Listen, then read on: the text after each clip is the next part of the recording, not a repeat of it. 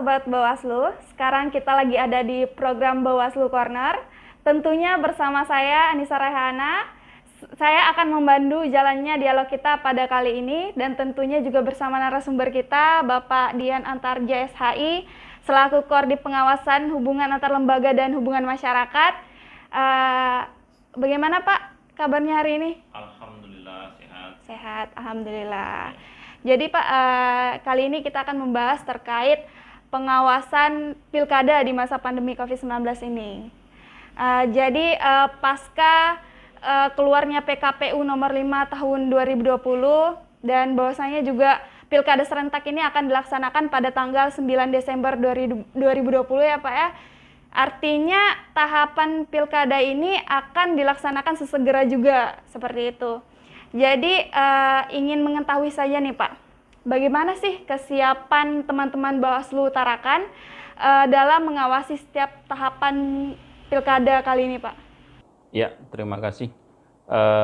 Dengan turunnya PKPU nomor 5 tahun 2020, di mana merupakan tindak lanjut dari lahirnya Perpu nomor 2 tahun 2020 yang bunyi dalam Perpu nomor 2 tahun 2020 itu, bahwasanya pilkada serentak akan diadakan pada bulan Desember. Ya, namun kemudian ditegaskan dalam PKPU nomor 5 tahun 2020, pilkada serentak akan dilaksanakan pada tanggal 9 Desember. Nah, Bawaslu Tarakan dalam hal ini dalam rangka menghadapi pilkada serentak tersebut, yang pertama kita menguatkan sumber daya manusia dari pengawas ad hoc. Ya, dengan melakukan penguatan di antaranya kita melakukan sekolah daring pengawas ad hoc ketika masa pandemik kemarin. Setelah itu kami juga melakukan BIMTEK gugus tugas COVID-19. Kenapa? Karena dalam PKPU nomor 5 tahun 2020 di situ bunyi untuk setiap tahapan wajib untuk memerhatikan protokol kesehatan. Kemudian di ayat berikutnya dikatakan bahwasanya untuk protokol kesehatan berkoordinasi dengan gugus tugas COVID-19. Berbicara terkait tahapan dan pengawasan nih Pak. Kira-kira tahapan apa saja sih yang akan diawasi oleh Bawaslu Tarakan sendiri dalam waktu dekat ini? Ya, dengan aktifnya PKPU nomor 5 tahun 2020 sudah keluar beberapa jadwal terkait dengan tahapan pilkada. Di antaranya kita akan melanjutkan tahapan-tahapan yang tertunda. Kemarin itu kan ada 4 tahapan yang tertunda. Yang pertama itu adalah tahapan dari pelantikan PPS. Kemudian yang kedua tahapan verifikasi faktual. Yang ketiga itu tahapan pembentukan panitia pemutakhiran data pemilih. Dan yang keempat adalah tahapan coklit, ya, terkait dengan data pemilih. Nah, untuk saat ini tahapan yang sudah berjalan adalah tahapan pengaktifkan penyelenggara ad hoc dan juga pelantikan PPS, di mana Bawaslu Kota Tarakan telah melakukan pengawasan sebagaimana mestinya, di mana dalam pengawasan tersebut kita memerhatikan 2 hal. Yang pertama terkait dengan kondisi pada saat pengaktifan itu, bagaimana protokol kesehatannya, apakah sesuai dengan gugus tugas COVID-19 atau tidak. Yang kedua, netralitas dari penyelenggara yang diaktifkan kembali. Karena selama tenggang waktu 3 bulan itu kurang lebih, itu kan seluruh penyelenggara ad hoc itu dinonaktifkan. Nah, tanggal 15 Juni kemarin itu diaktifkan kembali.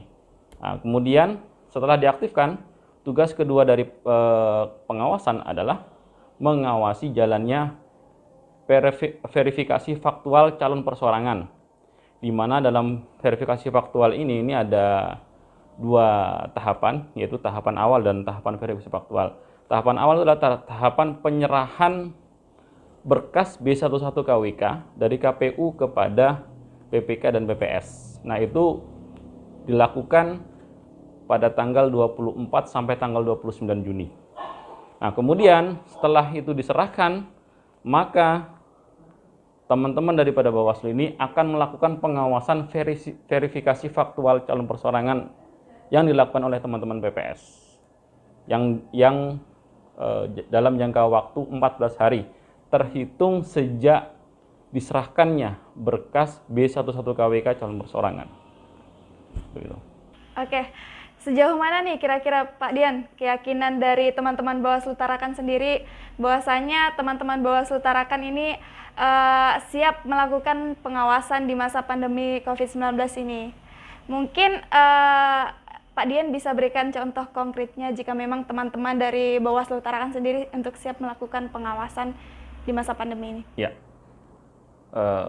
bicara keyakinan, kemarin kan kita sudah melakukan BIMTEK gugus tugas COVID-19, ya, yang diisi langsung oleh gugus tugas COVID-19. Artinya teman-teman Bawaslu nanti, teman-teman pengawas di lapangan, selain dia mengawasi tahapan, dia juga harus mengawasin standar protokol kesehatan oleh teman-teman penyelenggara di bawah, yaitu PPK dan PPS. Nah, untuk dia bisa mengawasi, nah mungkin dia tidak menggunakan alat pelindung diri. Maka dari itu, Bawaslu Kota Tarakan kemarin telah mendistribusikan alat pelindung diri ke seluruh Panwascam Kota Tarakan dan juga seluruh pengawas kelurahan Kota Tarakan. Gitu.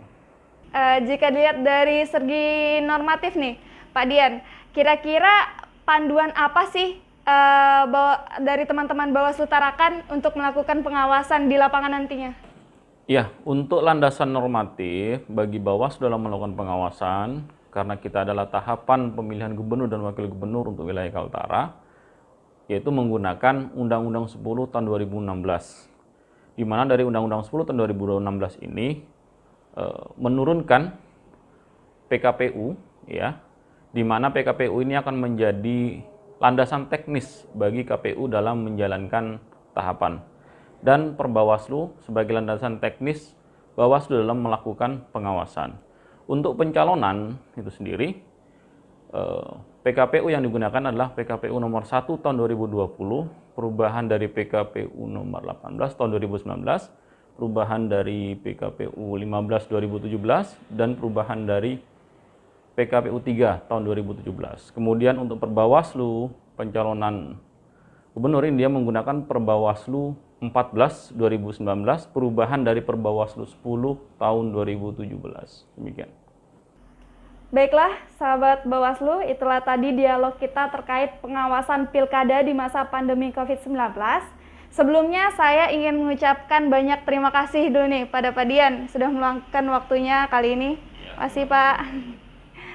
Oke, jangan lupa bersama rakyat awasi pemilu, bersama Bawaslu tegakkan keadilan pemilu.